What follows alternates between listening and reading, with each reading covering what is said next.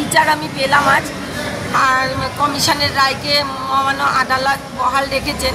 কিন্তু বিশ্বাস করুন, ডে 1 থেকে যেভাবে জয়ন্তনারায়ণ চট্টোপাধ্যায় এবং তার পুরো টিম আমাদেরকে যেভাবে সাপোর্ট দিয়েছেন, যেভাবে আজকে ওনারা আমাকে আইনি সহায়তা দিয়েছেন বিনা পারিশ্রমিকে।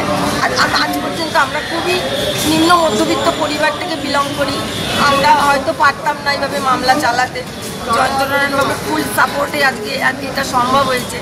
কিন্তু যেখানে কমিশনের রায়কে বহাল রাখা হলো, মানে 5 লক্ষ টাকা ক্ষতিপূরণটা বহাল রাখা হলো, কিন্তু আমি ক্ষতিপূরণের টাকাটা আমি চাই না। কারণ আমি সন্তানকে এখানে বিক্রি করতে আসি না, আমি জাস্টিস পেতে এসেছি।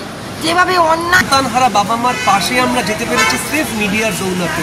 মনে পড়ে কোভিডের মধ্যে সেই দিনগুলো যখন এনার সন্তান হারাচ্ছেন, উনি ফুটপাতে সন্তান সামান্য অক্সিজেনের অভাবে ছটফট করছে আর ওনারা কান্নাকাটি করছেন। আমরা তখন মিডিয়ার বন্ধুদের ফোন করে ওনাদের কাছে পৌঁছে যাই এবং জিজ্ঞাসা করি কী আইনি সাহায্য লাগবে।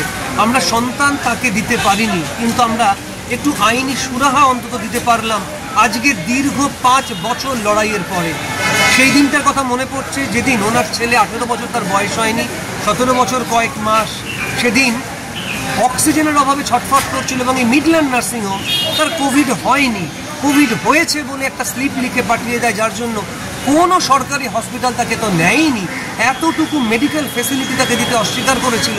অবশেষে ফুটপাতে ছটফট করতে করতে 17 বছর কয়েক মাসের একটা বাচ্চা ছেলে মারা যায়। আমরা তারপর সেদিনই আমাদের প্রতিজ্ঞা ছিল যে আমরা ওনাকে আইনি সুরাহাটুকু অন্তত দিতে চেষ্টা করব, প্রাণটুকু নাই বা দিতে পারলাম ওই সন্তানকে।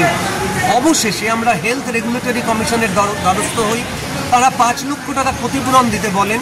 আমরা বিশ্বাস করি সন্তানহারা মায়ের কোনো ক্ষতিপূরণই যথেষ্ট নয়, তবু 5 লক্ষ টাকাও কিন্তু মিডল্যান্ড নার্সিংহোম দিতে রাজি হয়নি। তারা চলে আসে মহামান্য কলকাতা হাইকোর্টে আবেদন করে ওই ক্ষতিপূরণ যাতে না দিতে হয় সেই জন্য। অবশেষে মহামান্য বিচারপতি সব্যসাচী ভট্টাচার্য তিনি 5 লক্ষ টাকা ক্ষতিপূরণটা বহাল রাখেন। তাতেও মিডল্যান্ড নার্সিংহোম দমল না, তারা চলে এলো ডিভিশন বেঞ্চে, আবার মামলা করলো। আমরাও সে মামলা কন্টেস্ট করলাম। দীর্ঘ শুনানির পরে অবশেষে আজকে মহামান্য বিচারপতি তপব্রত চক্রবর্তী এবং মহামান্য বিচারপতি ঋতব্রত কুমার মিত্রের ডিভিশন বেঞ্চ মিডল্যান্ড নার্সিংহোমের করা আপিল মামলাটা খারিজ করে দিলেন, যার জন্য আমরা এবার বিশ্বাস করি তারা খুব দ্রুত ক্ষতিপূরণটা পাবেন। যদিও আমি আবার বলবো, ক্ষতিপূরণ কখনো একটি 18 বছর বয়সী সন্তানের মৃত্যুর পরে হয় না, তবু একটা আইনি জয় তো বটে। আমরা দীর্ঘদিন ধরে একসঙ্গে ছিলাম, আমরা এক পরিবারের মতো হয়ে গিয়েছিলাম, আমরা সকলে মিলে চেষ্টা তো করলাম আইনি সুরাহা দেবার। এটা আমার মনে হয় আমাদের সকলের একটা বিরাট জয়।